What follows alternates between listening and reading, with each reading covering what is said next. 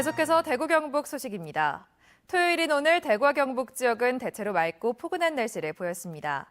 낮 최고 기온이 대구 13.8도, 구미 13.4도까지 올라 평년보다 2도가량 높았습니다. 일요일인 내일도 대체로 맑겠고 대구의 아침 최저 기온은 2도, 낮 최고 기온은 15도까지 오르겠습니다. 대구기상지청은 월요일인 모레도 대구의 낮 기온이 19도까지 오르는 등 포근한 날씨가 이어질 것으로 내다봤습니다. 작품 활동 경력이 부족한 신진 작가들은 작품을 알리는 전시 공간을 구하는 게 여간 어려운 일이 아닙니다. 이들을 지원할 수 있는 전시 공간을 확보해야 한다는 목소리가 높습니다. 이상원 기자가 보도합니다. 해화와 설치 미술을 비롯해 다양한 분야의 실험 정신이 돋보이는 작품들이 전시돼 있습니다. 오래된 아파트를 리모델링한 이 공간은 대구문화재단이 대구 지역 신진 작가들을 위해 대관료를 받지 않고 제공한 갤러리입니다. 청년 예술가들이 이 공간에서 다양한 시험을 하고 또 자기 예술을 발전시키는 원동력들을 만들어서 그걸 시민들하고 같이 이렇게 나누는 그런 목적을 가지고 있거든요. 여관 건물을 개조해 지난해 5월 갤러리로 문을 연 이곳도 신진 작가들 작품을 무료로 전시해주고 있습니다. 하지만 대구에서만 해마다 수백 명의 신진 작가가 배출되는 현실을 감안하면 이들이 작품을 전시할 만한 공간은 여전히 너무 적습니다. 전시 공간 대여할 수 있는 공간이 비싸요, 좀.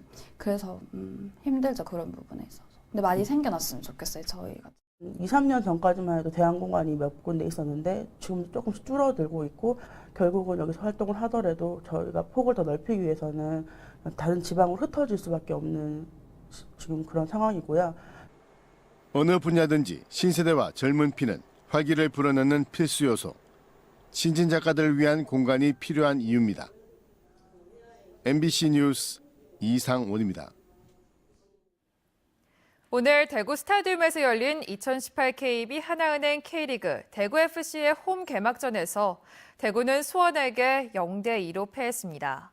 전용구장 개장을 앞두고 대구 스타디움에서 열린 마지막 홈 개막전에서 지면서 아쉬움을 더했습니다. 오늘 경기 서건 기자가 정리했습니다. 2003년 3월 대구FC의 창단 첫 홈 개막전이 펼쳐졌던 대구 스타디움. 대구FC는 수원 삼성을 상대로 4만 명이 넘는 관중 앞에서 나름 선전했지만 경기 막판 골을 허용하며 승리를 내줬습니다. 그리고 오늘 대구 스타디움의 마지막 홈 개막전에서 다시 만난 수원 삼성.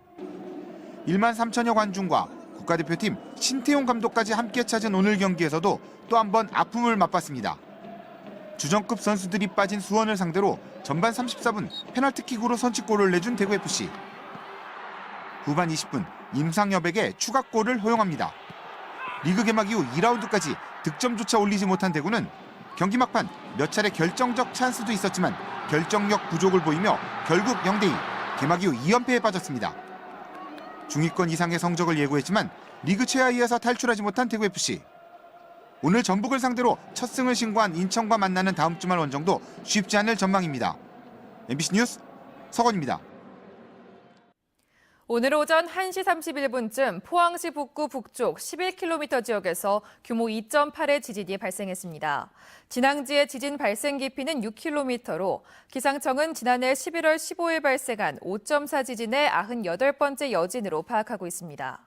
기상청 관계자는 지진에 대한 피해 신고는 없었다고 설명했습니다. 현대경제연구원은 트럼프발 철강 전쟁의 의미와 시사점이라는 보고서를 통해 미국이 수입 철강 관세를 25% 수준으로 매길 경우 연간 대미 철강 수출이 21.9% 감소한다고 밝혔습니다. 또 앞으로 3년간 한국 경제의 부가가치 손실분을 추정하면 1조 3,300억 원, 취업자 감소폭은 14,000여 명에 달할 것으로 분석했습니다.